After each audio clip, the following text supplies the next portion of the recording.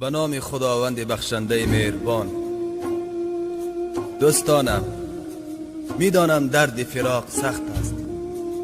دور از وطن، دور از بستگان بسیار سخت است. یکی از فراق زن و فرزندان، یکی از فراق پدر و مادر و یار و دوستان رنج میکشد.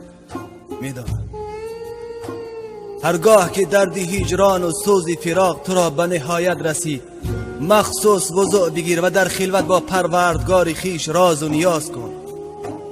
او که صدای تو را میشنود، او که حاضر و ناظر بر همه اعمال بندگانش هست و از پدر و مادر نسبت تو مهربان تر است. چه بسا نفرانی بودند که دور از وطن چه امید و آرزوهای زیادی داشتند، اما جسدهای بی جانشان به نزد یار و دوستانشان آورده شد. چه بسا نفرانی زیادی بی گناه زندانی شدند و چه بسا نفرانی زیادی صحت و سلامت رفتند، اما بیمار به نزد پدر و مادرشان آورده شد. دوستانم، پناه از این همه ناخوشی ها به سوی خداوند خویش کنیم. وای بر روز کسانی که روی نیاز به سوی دیگری دارند.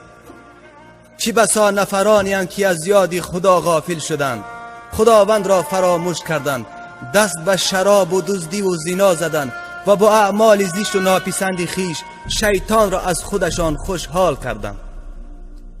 پناه از آن روزی که بازیچه دست شیطان شد. از جمله کسانی نباشیم که خدا را فراموش کرده باشیم، کسانی که خدا را فراموش کردند و خداوند نیز آنان را به فراموشی خواهد گرفت. خدایا، پناه از آن روزی که تو را فراموش کنیم و تو هم ما را به فراموشی بگیری. پروردگارا، ما را هیچگاه و هیچ وقت تنها نگذار و نفسهای ما را به دست خود ما وام مگذار که از خطاکاران خواهیم شد. دوستانم، خداوند دعای غریب را میپذیرد. در حق دوستانی که بی گناه زندانی شدند دعای خیر را فراموش نکنید و در حق برادرانی که بیمار هستند و در حق ما نیز دعای خیر کنید.